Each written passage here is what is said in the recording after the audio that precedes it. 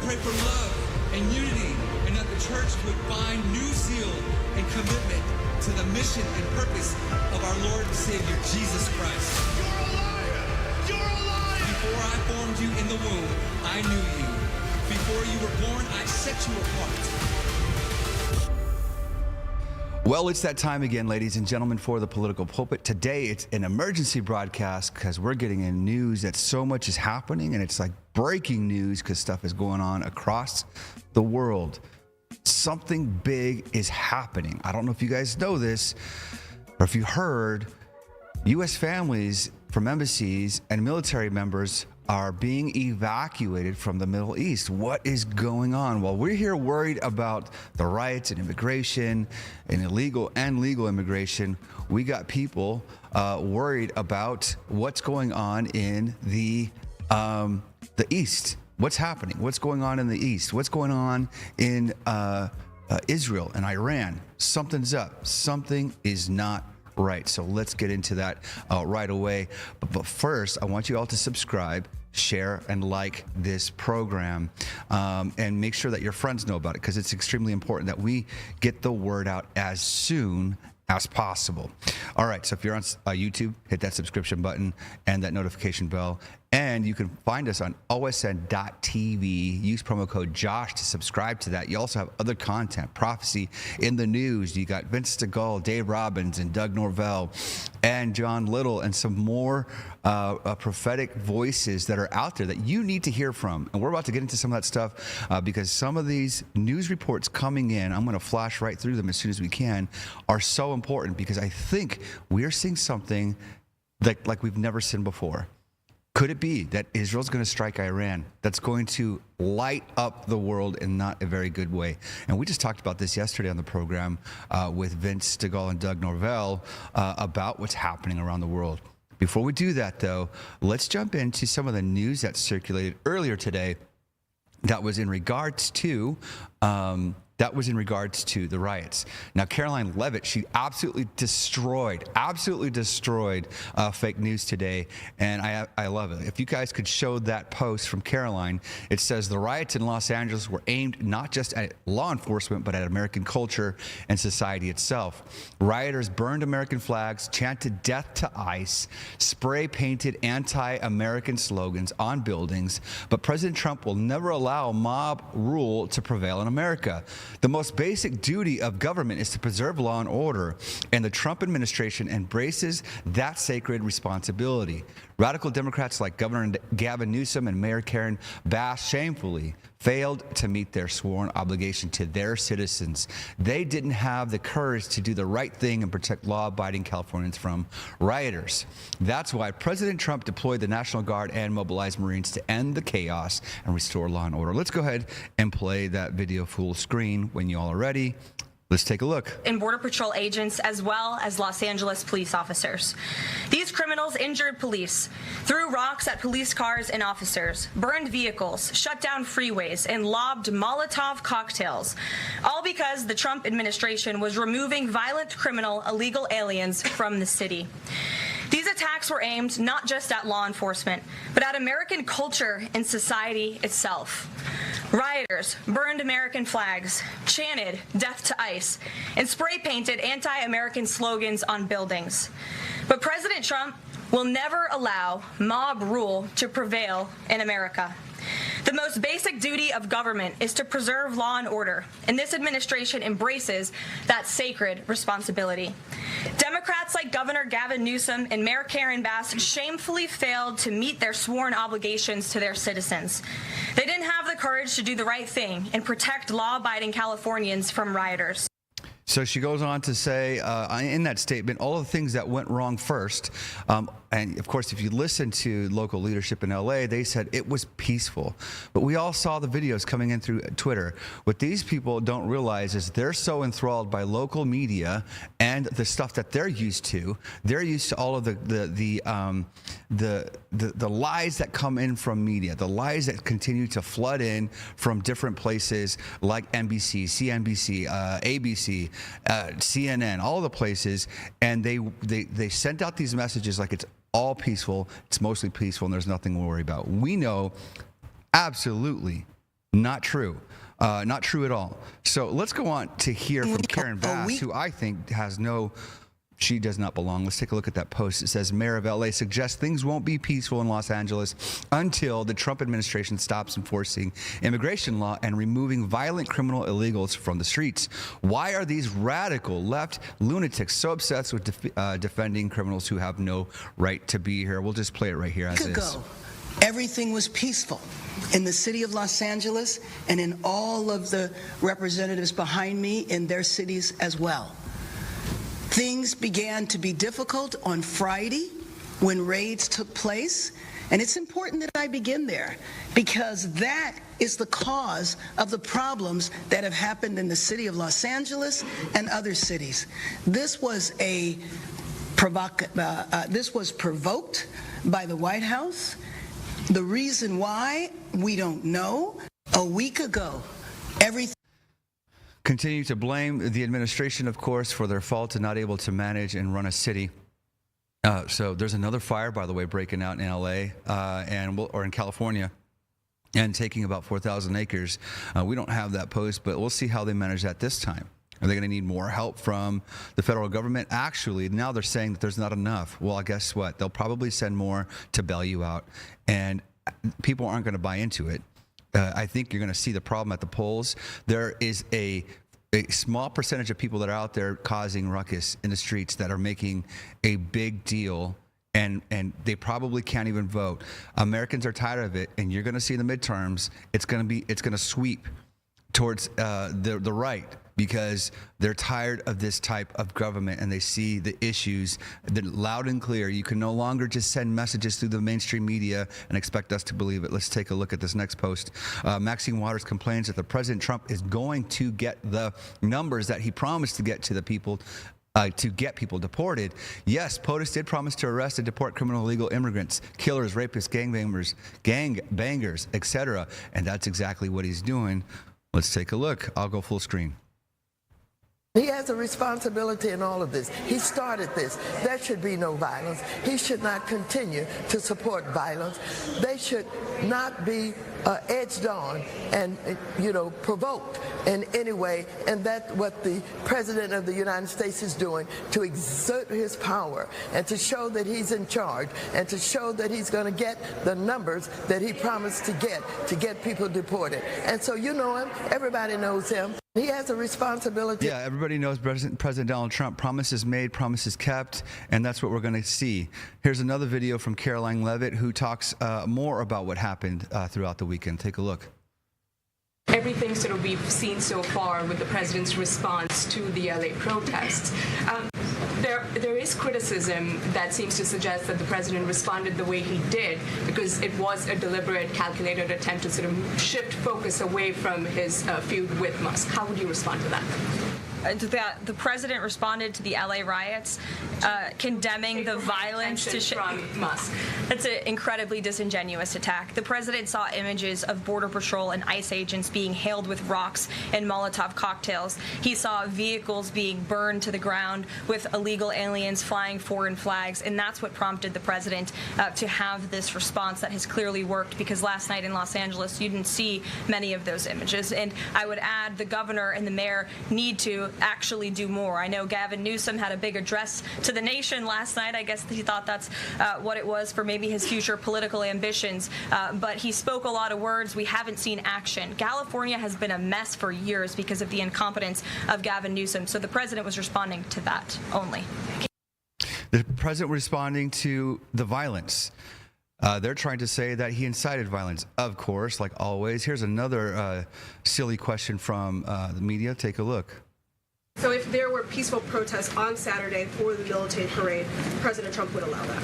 Of course the president supports peaceful protests. What a stupid question. Raquel. So if Moving on, she moves quick. Rapid fire. That's what we call that. Let's take another look at another clip. Since June 6th, there have been 330 illegal aliens that have been arrested as part of these riots in Los Angeles. 113 of those illegal aliens had prior criminal convictions. And overall, and this includes arrests of American citizens, there's been 157 people arrested for assault and obstruction-related charges, including the attempted murder of a police officer with a Molotov cocktail. So who is That stuff's crazy. You got American citizens rallying for another country, waving Mexican flags and other country flags. We've even seen Palestinian flags with jihadist type of banners and headbands. Make it make sense. You're fighting for another country that people don't want to live in because they want to live the American dream, but they just got to do it the right way, which we're all about. All right, let's take a look at what's next. We have another clip from Caroline. She opens a statement. I think we played some of that. I'm going to actually skip over that one today because there's a lot more going on. What gets me so upset, speaking of American citizens acting crazy, is when they burn American flags. Here's a clip from somebody going to a federal building, taking an American flag and setting it on fire. They're at a federal building, taking an American flag. These are American citizens, I think, and burning an American flag. They should be arrested and tried federally. It's not a misdemeanor. This should be a federal crime. It's the nonsense that keeps coming out of the, I blame the media. It's the media's fault. Yeah, there's issues with immigration. We need to fix that. And I hope to be a part of that someday. I hope to help some sort of reform in the immigration policy so that people can have a fair chance, get in line, and get their paperwork to be citizens the right way. We want good people. We want hard workers. We want people that are going to provide for their families in our country, pay their taxes, and become law-abiding citizens. That's not the problem. It's illegal immigration, breaking the law, stealing Social Security numbers, not paying taxes, breaking the law, being killers, murderers, and all those things. Not all of them are like that, but there is that stuff, those types of things happening. And people from other countries, military-aged men that are out there throwing Molotov cocktails, rocks, bricks, and all those things, looting, stealing from jewelry stores. The list goes on. While we're worrying about these things here in LA and the West Coast, and it starts to spread throughout the country, Israel there's some news coming out that there may be some missiles going towards Iran. This is crazy, crazy news. I feel like this is more breaking news than anything else that's going on, because we could be entering into another war. While we're worrying about the little things here, and they're not little. I'm not trying to diminish the stores that got looted and the cities that are being destroyed, but is this a distraction to what's happening? Roz Alert says the Pentagon chief, along with U.S. Secretary of Defense Pete Hegseth and U.S. Senator. Oh, excuse me, that's loud. Oh, it's just breaking news there. Okay, I'm sorry, guys. U.S. Senator Tom Cotton has confirmed that Iran is actively working towards a nuclear weapon. This comes as the United States to withdraw diplomats from Iraq amid Iran tensions. We got news, and we saw this come in, where Americans, military families, and people that ambassador families or embassies are being emptied out, and they're being brought back to the United States from these regions. Why would they do that? What's going on? Well, there's even questions going out to the president. People are now asking the president, what is happening? What's going on? What should we be worried about? Well, he's on his way to go see a theater presentation.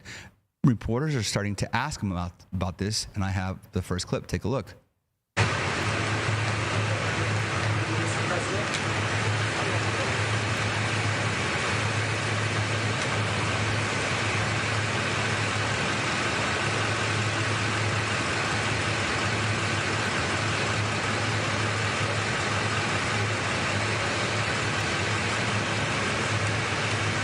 Mr. President, why are U.S. defendants being authorized to leave the Middle East? are U.S. dependents of military personnel being authorized to leave the Middle East? That's the same thing. I can't really make out what he said, but I believe it's for safety. What, like what? What's going to happen? Well, we all know what happened in the Clinton era when we had embassy ambassadors that were murdered in public, and they just left them there. So the United States is now on a high alert in anticipation of a potential Israel strike on Iran. I don't know if y'all realize how huge this is. It's a really big deal. Is this like end times type of stuff? I'd hope to get Doug on the phone or Vince on the phone to do a call in to talk about this. But I think this is huge, huge, huge. This is a massive, massive, massive deal. Okay, so I'm going to have to try to open this separately somehow. Let me see. Let's move on. Here's another question while he's on his way to that theater. It's from the Kennedy Center this time. Take a look. Could you provide an update on Iran? We're hearing reports that U.S. personnel are being moved out of the region within striking distance. Well, they are being moved out because it could be a dangerous place, and we'll see what happens. But they are being, we've given notice to move out, and we'll see what happens. Is there anything that could be done to dial the temperature down in the region? They can't have a nuclear weapon.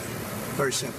They can't have a nuclear weapon. Okay, so remember yesterday, if you guys were watching us yesterday, and we had a meeting with, an interview with Doug and Vince from End Time Ministries, I said, I suspect, as many others believe, that Iran may already have access to nuclear weapons. It said in the news report that we showed the other day, or actually it was yesterday, that they have enough uranium to build 10 nuclear warheads. With this news coming out, could Israel be on high alert? Now the United States being on high alert, and maybe they're going to go fire and destroy, send missiles maybe to destroy these facilities. If that's the case, this is going to get a lot of people upset. It's going to, I think it's going to start a firestorm, guys, and we need to be extremely watchful and careful and understand what's happening and realize that all the distractions here on homeland, something big could be lighting up the skies in the Middle East. There's intense flight activity, takeoffs and landings reported inside the 3rd Unity base at the U.S. Embassy in Baghdad, Iraq. So there's already stuff going on and air activity happening in these regions. And it's not even 24 hours yet since the news comes out. Take a look at what it says from the Jerusalem Post. U.S. evacuates personnel in Middle East as tensions with Iran grow. A force familiar with the details told the Post there is definitely a chance that a 6th round of nuclear talks between the United States and Iran will not take place. That means somebody's not happy. That's what I get out of it, and they don't want to talk anymore. The United States has authorized the evacuation of certain personnel in Iraq in anticipation of a potential Israeli strike on Iran. The Washington Post reported this on Wednesday. In addition, the Pentagon has green-lit the departure of military family members across the Middle East. The U.S. Vice President J.D. Vance said during comments at the Kennedy Center on Wednesday that he did not know if Iran wanted a nuclear weapon. Shortly after, a source familiar with the details told the Jerusalem Post there is definitely a chance that a 6th round of nuclear talks between the United States and Iran will not take place. Well, we're getting reports that it's not going to take place, guys. What's going on? Things are heating up. And I feel like people know and realize something's in the air. Something could be happening. Something big is being stirred up in the region. And we know that there's wars, rumors of wars. There's already a war between Gaza and Israel, Ukraine and Russia. Now Israel and Iran. If Israel strikes Iran, are other nations going to be pointing at Israel? The Bible does say that they'll cry for peace, peace, but there will be no peace. And also that countries will be against Israel. And there'll be this little country, this little tiny spot on the map. And only God can protect them. And I think that's exactly what's going to happen. Reuters says U.S.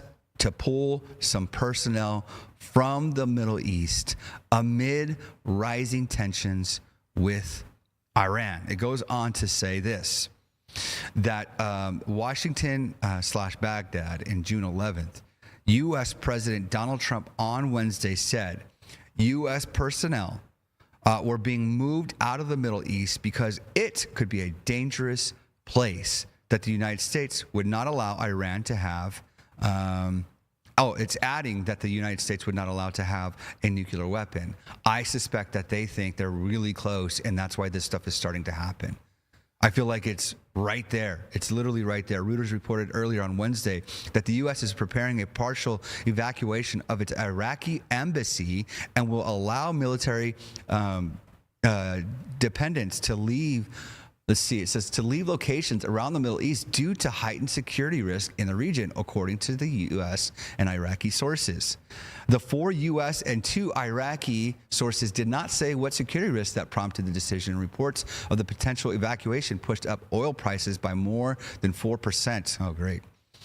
A U.S. official said the State Department had authorized voluntary departures from Bahrain and Kuwait. The decision by the U.S. to evacuate some personnel comes at a volatile moment in the region.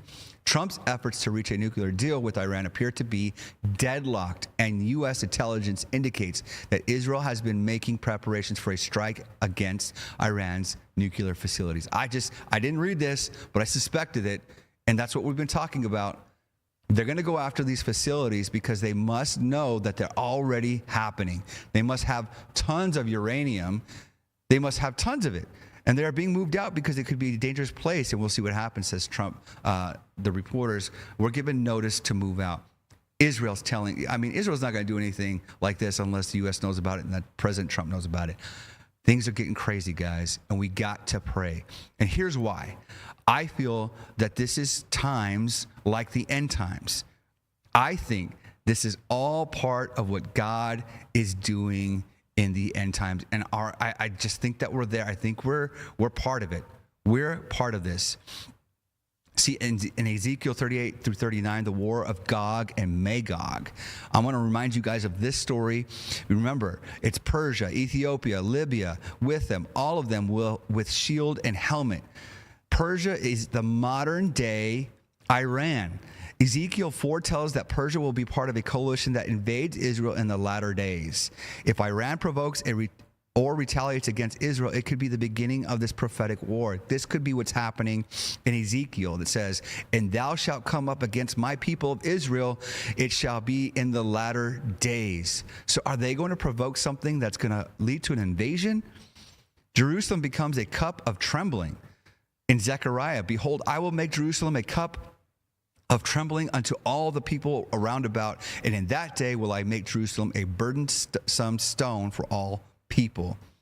As tensions arise and global powers weigh in on Israeli conflict, this prophecy shows that Jerusalem will be the trigger point for global unrest in the last days. Something big is happening, and we must pay attention. We must pay attention. We must pray for Israel. We must pray for its people. I know everybody has complaints about, the globalists and the elitists and the Zion and all the things. Let's talk about Bible. Let's talk about what's in Scripture. What happens today in the East matters to the U.S. Yes, we have some immigration problems, but we also have some defectors that are here in this country, people that are here illegally, middle-aged men that could rise up against us. We heard somebody from J.P. Morgan Chase saying, the question was, should we be rising up and loading up on Bitcoin? And he says, Bitcoin, how about arms, food, water, guns, supplies? Why is he saying that? What's going on? And church, are you ready? That's really what matters. All right, everybody, that's all the time we have for today. And the news is hot off the press when it comes to global war. We will be ready for it. And I will be ready to make sure that you know the next that's coming in and coming up. Tomorrow, Thursday, Friday, whenever it lands, I will be online and we'll be telling you about it. If there's any news stories that you want us to have, email us at news@politicalpulpit.com. Partner with us at www.politicalpulpit.com/partner. Share with your friends and let everybody know we're here. Thank you so much, everybody. Be safe. God bless. We'll see you tomorrow.